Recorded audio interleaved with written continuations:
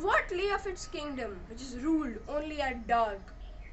We all know about the Raat Ki Rani and the Parijat, the two night flowering jasmines whose videos I had shared earlier.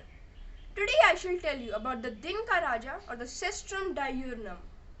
This flower majorly blossoms in late winters to early monsoons.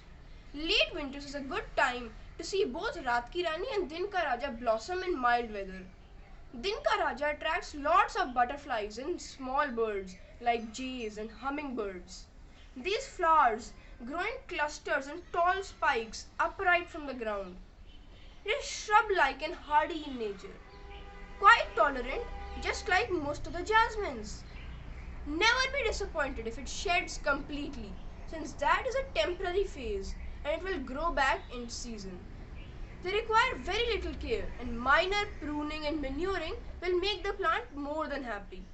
Undoubtedly, they love sunlight. The plant has small, purple-black berries. These are used in dyes and inks. Beware, these berries are toxic if consumed. The plant is also called the white chocolate plant. Its growth and propagation is as versatile and simple as most other jasmine varieties. Spreading pure happiness, there is no reason to not grow these in your garden.